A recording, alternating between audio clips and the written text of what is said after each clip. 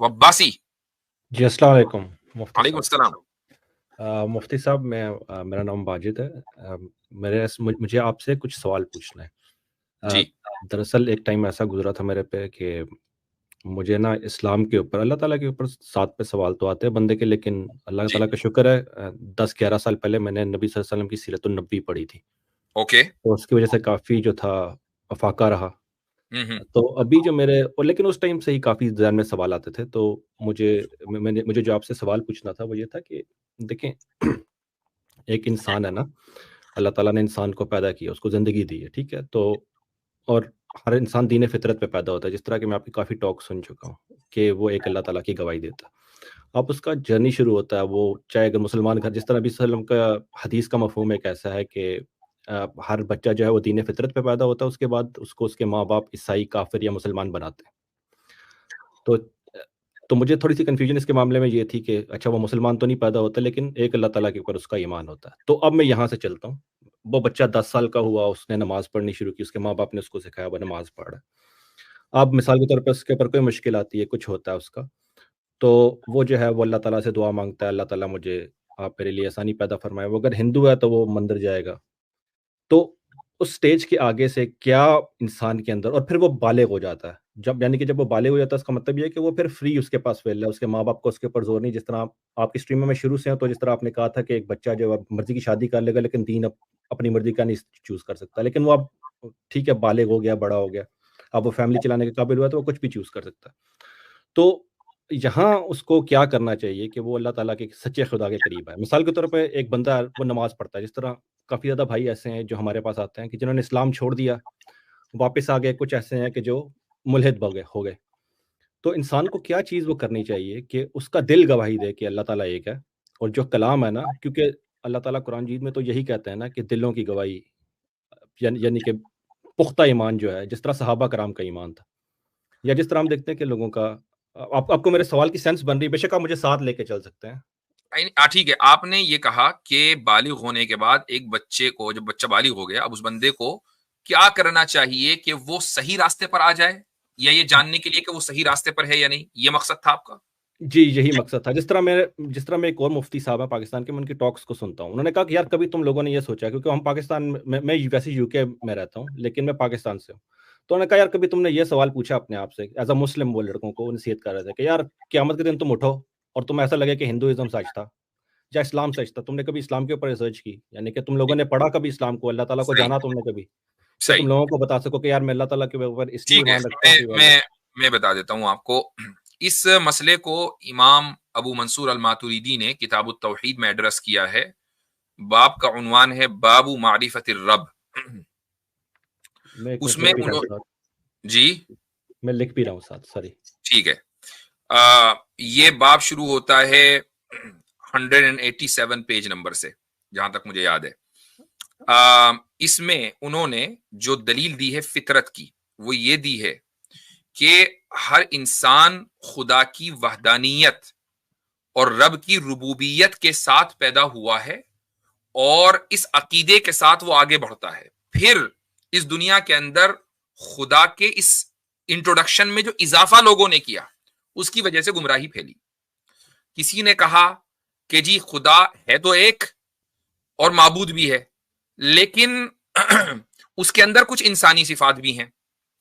ये वो लोग हैं जो क्रिश्चियंस हैं कि खुदा की बीवी और बच्चे बना लिए उन्होंने। कुछ ने कहा कि वो नहीं, बीवी बच्चे तो नहीं है, इसके अलावा दूसरी इंसानी सिफात हैं, इनको हम मुजस्सिमा कहते हैं, कि जिन्होंने खुदा का जिस्म करार दे दिया।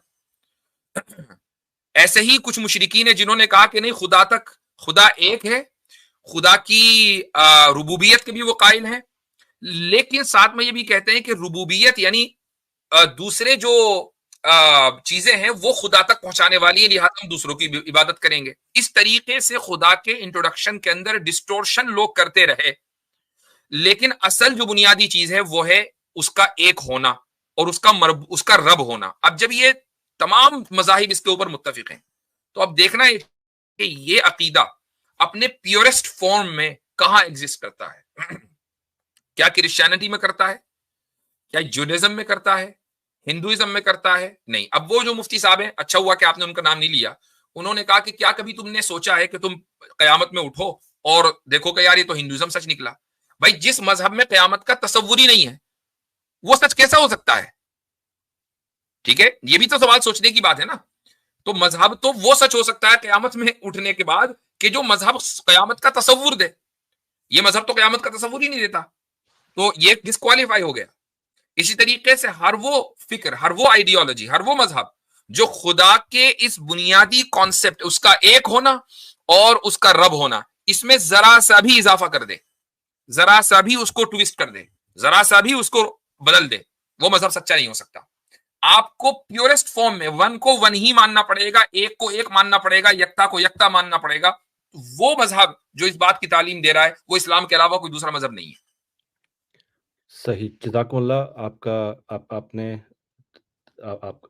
جو مجھے جواب دیا ماشاءاللہ, اس کا مجھے کبھی ذہن میں آیا نہیں. اللہ تعالیٰ آپ کو جزا دے اس کی. لیکن ایک اور چیز ہے میرے پاس. جس طرح دیکھیں, جس طرح اللہ تعالیٰ کی جب انسان اللہ تعالیٰ کو مانتا ہے نا, تو ظاہر سی بات ہے پھر اللہ تعالیٰ کے اندر کلام کی کوالٹی ہے, جس کی وجہ سے اللہ تعالیٰ نے مختلف کتابیں اتاری ہیں, اور آخری کتاب قرآن مجید ہے. اب جیسے کفار مکہ تھے, کفار مکہ جب نبی صلی اللہ علیہ وسلم قرآن مجید سنتے تھے تو وہ کہتے تھے کہ یہ انسان کا کلام نہیں ہو سکتا, یا تو یہ اللہ کا کلام ہے یا یہ جادو ہے.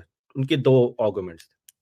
لیکن جس طرح میں عربی اسپیکنگ تو نہیں ہوں, میں تو اردو بولتا ہوں, لیکن ماشاءاللہ آپ نے جیسے عربی پڑھی ہے, اب مثال کے طور پہ جب انسان قرآن کھولتا ہے تو جس طرح کفار مکہ تو اہل زبان تھے, ان کو کیسے پتا, تو ایک ایز این اجمی, as a non Arabic speaker, مجھے کیسے پتا چل سکتا ہے کہ قرآن جید اللہ تعالیٰ کی کتاب ہے؟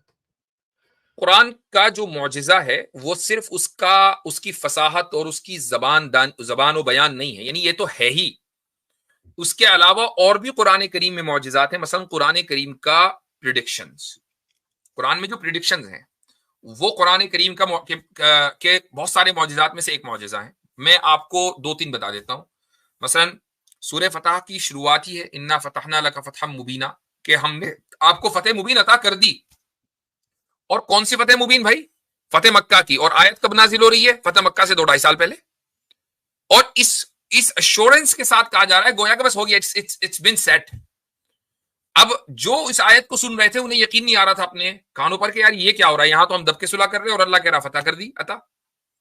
تو یہ پریڈکشن تھا کہ یہ چیز سیٹ ہے, اور وہ رسول اکرم صلی اللہ علیہ وسلم کی زندگی میں 2 سال کے بعد ہی سامنے آ گئی. تمام مسلمانوں نے اس کو دیکھ لیا کہ فتح کس کو کہتے ہیں, فتح مبین کس کو کہتے ہیں. فتح مبین ویسی فتح نہیں بلکہ فتح مبین, کہ جس میں مشرکین نے اپنی ڈیفیٹ کو تسلیم کر لیا ہو, یہ فتح مبین ہے.